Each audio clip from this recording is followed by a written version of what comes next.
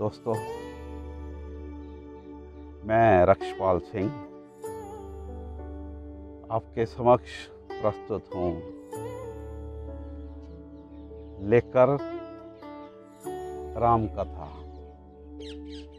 Lockdown का period चल रहा है, सभी लोग घरों पे हैं, तो इस खाली पीरियड में सोचा कुछ ऐसा किया जाए जो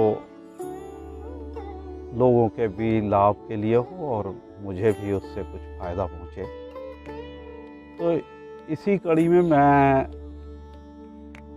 जो मेरा अनुभव है, पिछले लगभग 36 वर्ष से मैं रामलीला से जुड़ा हूँ। दिल्ली की लाल किला, नवश्री धार्मिक लीला, परेड ग्राउंड और लव कुश ग्राउंड में मैं पिछले 36 वर्ष से अभिनय कर रहा हूँ रामलीला के दौरान।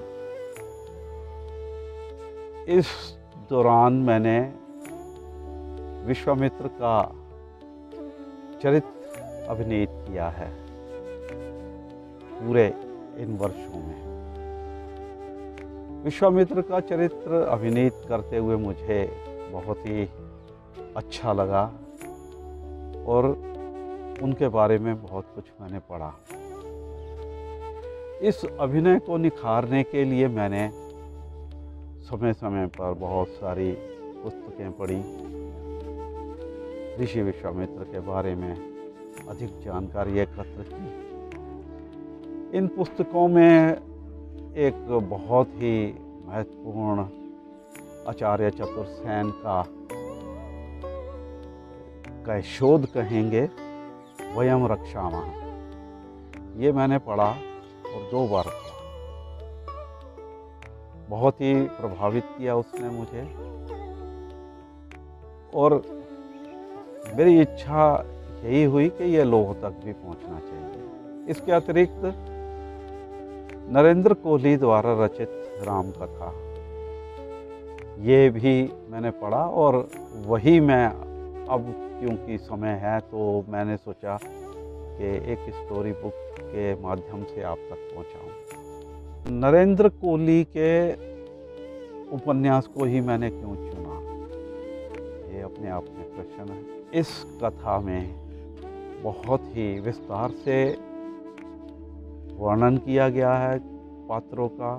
इन्होंने जो किया है, आजकल की युवा पीढ़ी के जो प्रश्न उठते हैं उनका समाधान इन्होंने इस उपन्यास में किया है, जो कि 7 भागों में है। तो दोस्तों, जहाँ बात आती है रामायण की, तो उसी के साथ जुड़ी हुई हैं रामलीला। और रामलीला का नाम आता तो सबसे पहले आती हैं जो गली मोहल्ले की रामलीलाएं। इन गली मोहल्ले की रामलीलाओं में जो करने वाले हैं, उन्हें अभिनीत करने वाले हैं, वो सही मायने में कलाकार तो नहीं होते, आपस में ही वो लोग मिलके करते हैं। तो अभिनय तो जैसा भी करते हैं वो करते हैं, लेकिन जो रामायण की गहराइयाँ हैं, जो असल जो करैक्टर है, चरित्र है, उसके साथ वो न्याय नहीं कर पाते। जैसे मैं विश्वामित्र करता हूँ तो मैंने ये देखा कि इन गली मोहल्ले की रामलीलाओं में विश्वामित्र एक बहुत ही हल्के अंदाज में लेते हैं। वहाँ विश्वामित्र को अहमियत ही नहीं दी जाती, बहुत हल्का लिया जाता है। तो ऐसा नहीं होना चाहिए, वो इन रामलीलाओं में होता है। और उसके अलावा इन रामलीलाओं में जो असल में ज्ञान देना चाहिए वो तो दे नहीं पाते। तो होता क्या है, वो लोग एंजॉय करते हैं ताड़का को, राक्षसों को, जो कि उल्टा होना चाहिए। वो उनको सताते हैं, लेकिन राक्षस जो प्रवृत्तियाँ अपनी दिखाती हैं, वो उससे लोग एंजॉय करते हैं, जो कि नहीं होना चाहिए। तो उसके लिए सही माध्यम यही है कि ये पुस्तकें, ये उपन्यास गहराई से आप लोगों के पास पहुँचें और आजकल की युवा पीढ़ी इसको समझ सके। और एक युवा पीढ़ी का एक बड़ा प्रश्न उठता रहता है कि रामायण में जो पात्रों के हैं, जैसे कि ऐसे कैसे हो सकता है, उसको मिथ्या समझा जाता है। जैसे आम बात उठती है, हनुमान जी ने जी एक छलांग में समुद्र लांघ दिया था।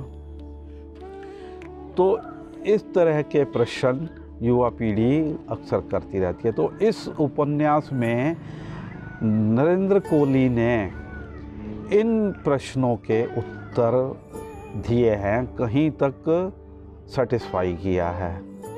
तो जब ये आगे आगे हम सुनेंगे तो ये चीज़ें बहुत क्लियर हो जाती हैं इस उपन्यास में।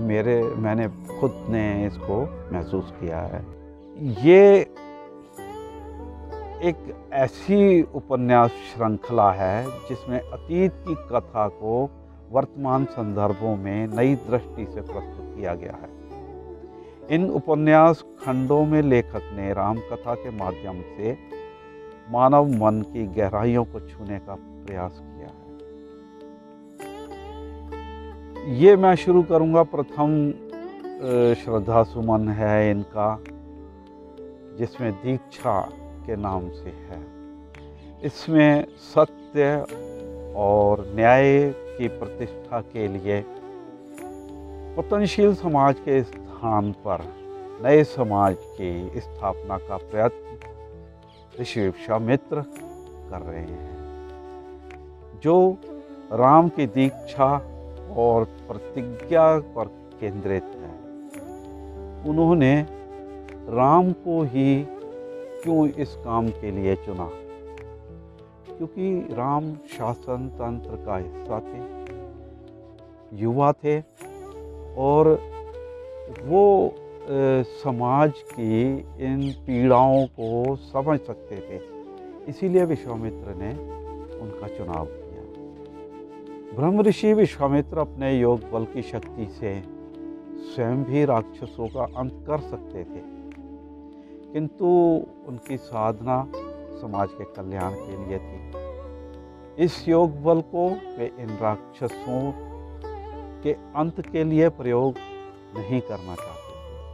अपना आत्मबल इस काम के लिए छीन नहीं करना चाहते थे। उन्हें तलाश थी एक ऐसे सुयोग्य शिष्य की, जिसको वे अपनी समस्त शक्तियाँ, अपना योग बल, ये सब कुछ उसे सौंप कर, दीक्षित कर, तैयार कर इन राक्षसों का समूल विनाश करा सके।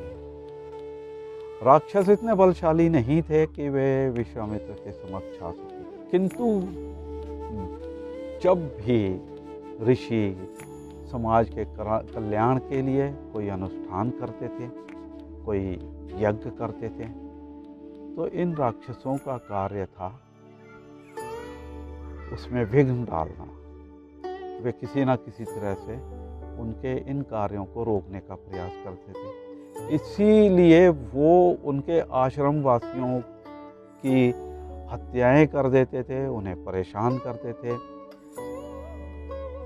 इन राक्षसों के अतिरिक्त जो मनुष्य की ऊंची जातियां थी, वो भी निम्न श्रेणी की जातियों पर बहुत सा अन्याय करते थे। जो शासन तंत्र के लोग थे, वही राक्षसों के साथ मिल गए थे और वे इन नीची जातियों पर बहुत अत्याचार करते थे। इस तरह से देखा जा रहा है कि इस उपन्यास में नरेंद्र कोहली ने दिखाया कि उस समय में भी भ्रष्टाचार था, स्त्रियों का शोषण उस समय भी था। इन सब को सुनकर विश्वामित्र को बहुत ही पीड़ा होती, बहुत ही ज़्यादा वो परेशान होते थे कि किस तरह इस सब का अंत किया जाए। उसके लिए उन्होंने राम को चुना। और उन्हें ये शक्तियां प्रदान की। संघर्ष की ओर बढ़ते हुए इसी कड़ी में, जिसमें पीड़ित नारी मुक्ति है, बुद्धिजीवियों के सत्ता के साथ गठजोड़ और अन्याय के विरुद्ध दलित वर्ग के संगठन को बेबाकी से इस उपन्यास में चित्रित किया गया है। तो यही कारण है कि मैंने इस उपन्यास का चुनाव किया है। तो आइए करते हैं राम कथा।